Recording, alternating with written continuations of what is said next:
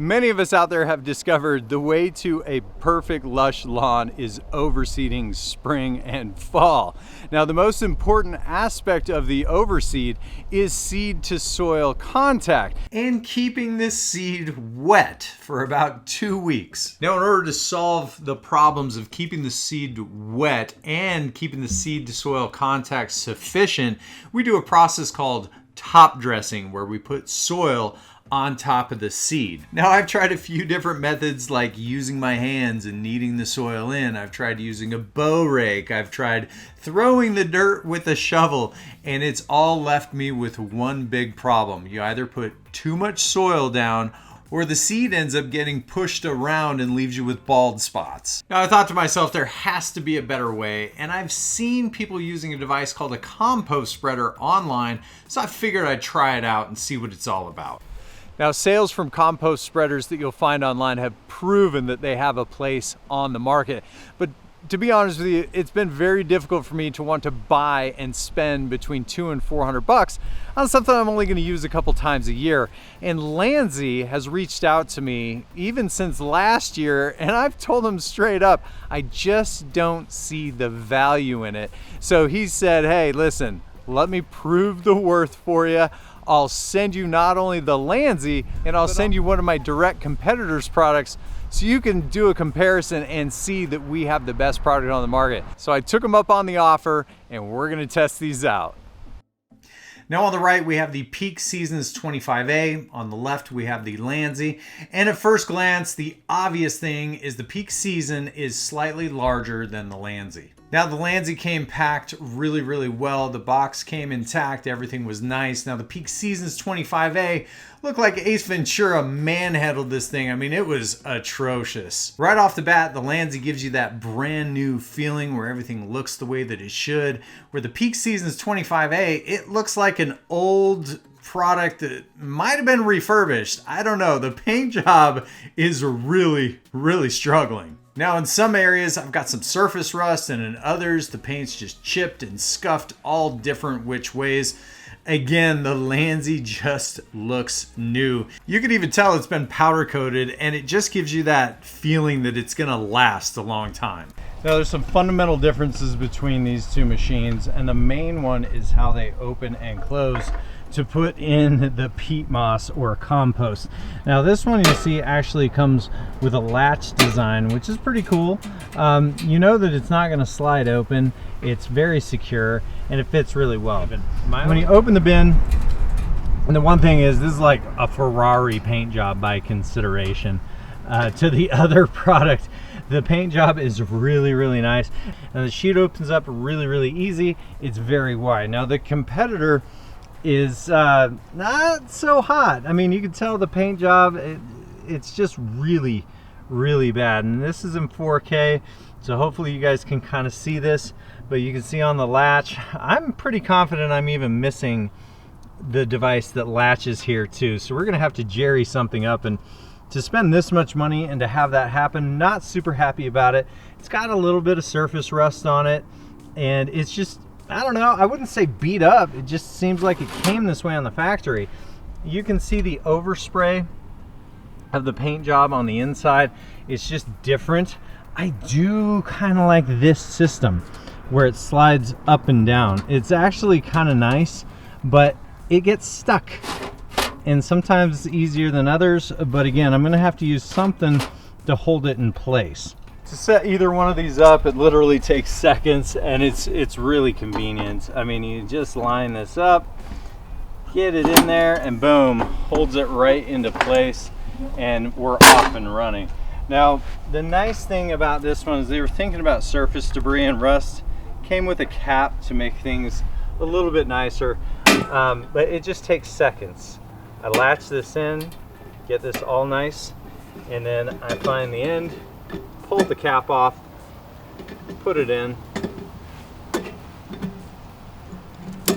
and we're off to the races. Really, really easy.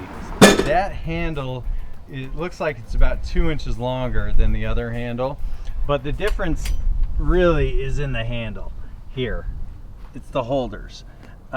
It's just a plastic cap, plastic tube cap, And this has a nice little grip handle. It's just a feel good. I mean, ultimately, is it gonna make a big difference in the overall quality of it? Not really, but it's just a feel good. It feels good in the hand.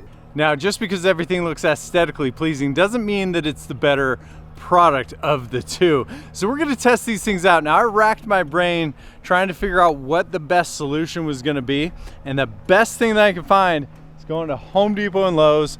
I purchased about $120 worth of just name brand topsoil off of their shelves, and we're gonna test each one. Now, I've had the pleasure of trying some crappy topsoil from Home Depot, so I was pretty convinced on what to buy, but I have a good mixed range of potting soil, topsoil, lawn soil, and also peat moss. Now, I'm really excited to get to this. Now, the most important aspect of the overseed is seed to soil contact. So the point of this exercise is to demonstrate how evenly distributed the compost materials like the topsoil or peat moss goes down. So what I decided to do is to use my driveway. That way we have a controlled measure. It's flat. We can really measure how well it's going down. What I decided to do to keep things evenly matched is to take a pass down and a pass back with each one of the spreaders. Now, this is gonna tell us a few things. Number one, how much material is actually coming out. Now, if one of them uses more than the other, we're gonna see it inside the barrel. We're gonna take each one of the bags, we're gonna dump the entire bag in. Now, the only bag that we're not gonna be able to do that with is the peat moss because of how much is in there. So I'm gonna do my best to put it down evenly. The first department store soil that we went with is called Earthgrow Topsoil. Now, it was extremely fibrous, but it exposed a huge problem with both spreaders. You'll notice there is a gap, and not the type that we like, between each pass. And what that is those are the cross members on the inside of the barrel. Now, Landie's latch system was the answer to the design flaw of the peak season chute, where it kind of gets stuck opening and closing, but it presents its own problem with the massive gaps where the chute is. Now, I must admit, both machines did pretty well. This one still has a lot of raw material left, meaning it has both small and coarse materials left in here. Now, if we look at the Landzie, this is what kind of surprised me about it, is the Landzie actually has more coarse materials in here. Now, looking at a side-by-side between the two, you'll see these big pockets, these big gaps. That has to deal with these areas right here where the latch is coming through. So you notice a much larger gap on the Landzie than you will with the Peak Performance. But raw material to raw material, the Landzie kind of wins because it's filtering more of the chunky material than anything. You'll notice especially here, we have a lot bigger chunks than we do on this side. So this topsoil test was with the Vigoro topsoil, and I gotta say the Peak spreader did a fantastic job, but it's primarily because the holes are bigger. Again, I'm getting more chunks coming out of this thing than anything. And the funniest part was, you'll notice that I have lines on the sides of the Landzie, and I don't have lines on the side of the Peak, the 25A. And it's just primarily because, number one, the chute fell open and fell apart.